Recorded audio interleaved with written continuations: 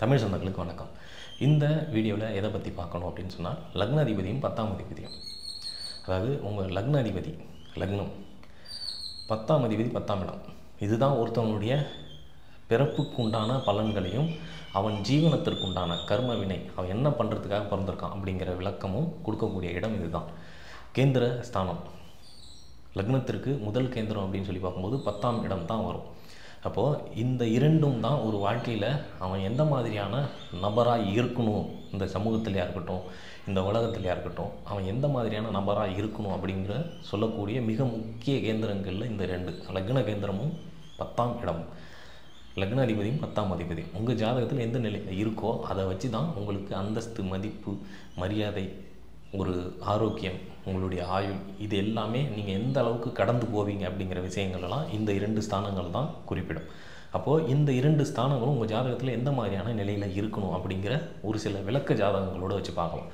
அப்போது உங்களுக்கு எளிமையாக புரிய வரையும் இந்த மாதிரியான கிரகநிலை அமைப்புகள் இருந்தால் உங்களுக்கு எந்தெந்த மாதிரியான விஷயங்களில் எதிர்கொள்ள முடியும், எதிர்கொள்ளக்கூடிய திறமை இருக்குது, அது எந்த மாதிரியான விஷயங்களுக்கு நமக்கு ஒரு வழிகாட்டியாக இருக்கும், ஒரு புரிதலை ஏற்படுத்தும் அப்படிங்கிற விளக்கங்களை தான் இந்த வீடியோவில் நம்ம பார்க்க போகிறோம். அதிபதியும் லக்னாதிபதியும் 10ஆவது அதிபதியும் இதுதான் இந்த வீடியோவில் நம்ம உதாரணமாக பார்க்க போகிறோம். அதாவது லக்னாதிபதியும் 10ஆம் அதிபதியும் எந்த நிலையில் இருக்காங்க அப்படிங்கிறது பார்க்குறோம்.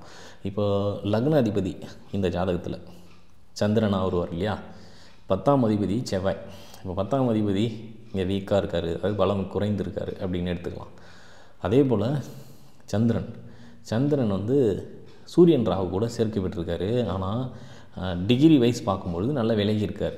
அதாவது 7 டிகிரியில் ராகு. அப்போ சூரியனை தான் கிரகணப்படுத்துகிறாரு ராகு. சந்திரனை கிரகணத்திலேருந்து விடுபட்டு நிற்கிறார். ஆனால் சந்திரன் பெரிய கிரக தொடர்பு எதுவும் பெருசாக இல்லை, சுபத்தன்மை அதிகமாக அடையலை. சிம்மத்தில் இருக்கார் அப்படிங்கிற ஒரே ஒரு பலம் மட்டும்தான். அந்த சிம்மத்தின் அதிபதியையும் கிரகணப்பட்டு போயிட்டு நிற்கிறார். அப்போது லக்னாதிபதி இங்கே பலம் குறைந்து நிற்கிறார். சரி, லக்னம் பலமாகுதா அப்படின்னா புதன் சுக்கிரனால் ஓரளவுக்கு ரெக்கவர் ஆகுது, குருவினுடைய பார்வையாலையும். செவ்வாய் அந்த இடத்துல நீச்சஸ்தானமாக வாங்கி நிற்கிறார். அப்போ குரு பார்வை அதுவும் நிவர்த்தி செய்யுது. அப்போது லக்னம் பலப்படுது, லக்ன அதிபதி பலவீனமாக நிற்கிறார். ஒன்று. அடுத்தது 10ஆம் இடம் இல்லையா, 10ஆவது இடம் சனியினால் பலம் குறைக்கப்படுகிறது, அதாவது பலம் குறையுது. ஆனால் 10ஆம் அதிபதிங்கிறது குருவினால் பார்க்கப்பட்டு திடமாகிறார். இப்போ இங்கே என்னென்னா லக்னம் பலமாக இருக்குது, 10ஆவது அதிபதி பலமாக இருக்கார். இப்போ இந்த மாதிரி வந்துடுதா? இப்போது இந்த மாதிரி இருந்தால் ஓரளவுக்கு அவர் பதவி அந்தஸ்தோடு மீண்டு ஜெயிச்சிருவார். 10ஆவது இடமும் பலம் குறைந்து, லக்ன அதிபதியும் குறைந்து, லக்ன பாவமும் குறைந்து, 10ஆம் பாவமும் குறைஞ்சி, அதாவது லக்ன பாவம் 10ஆவது பாவம், லக்ன அதிபதி 10ஆவது அதிபதி, இந்த 4மே மோசமான நிலையில் இருந்தால் தான் அவங்களுக்கு ஒரு வாழ்கிறதே ரொம்ப நரகம், அல்லது அவங்களுடைய வாழ்க்கையை எதுக்குடா பிறந்தோம் அப்படின்னு பண்ணுறது எல்லாமே இதுதான். இந்த 4மே வீணாக போகும்போது தான் அந்த விஷயம் நடக்கும். இப்போ இங்கே எப்படின்னா 4 விஷயத்தில், அதாவது லக்ன பாவம் 10ஆவது பாவம், அதாவது லக்ன வீடு 10ஆவது வீடு, லக்ன அதிபதி 10ஆவது அதிபதி, இந்த 4த்தில் இந்த 4 பாயிண்டில் 4 கான்செப்ட் எடுத்துக்க போகிறோம். இப்போ இங்கே லக்ன பாவம் பலம் பெற்று நிற்கிது இல்லையா, லக்ன அதிபதி அந்தளவுக்கு சுமூகமாக இல்லை, அதாவது பலம் குறைந்து நிற்கிறார். இங்கே லக்னம் பலு பெற்றுடுது.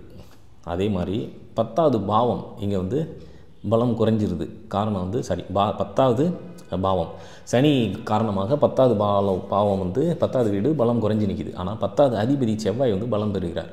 இப்போ இந்த கான்செப்ட்னால இந்த இடம் பதவி, அந்தஸ்து, புகழ் இது எல்லாமே கிடைக்கப்பெறுது, தகுதி உள்ள ஜாதகம் அப்படிங்கிறது தெரியுது. இது எந்த காலகட்டங்களில் அப்படின்னு சொல்லி பார்க்கும்பொழுது மத்தியம வயசில் சரியான மகாதசை வரும் பொழுது. இப்போ இவருக்கு அப்படின்னு சொல்லி பார்க்கும்போது சூரியன் தசையில் பிறந்திருக்கிறாரு, கிட்டத்தட்ட 5 வருஷம் இருப்பு இருக்கு. இப்போ இவருக்கு பார்க்கும்பொழுது சூரியனுக்கு அடுத்தது 10 வருஷம் சந்திர தசை.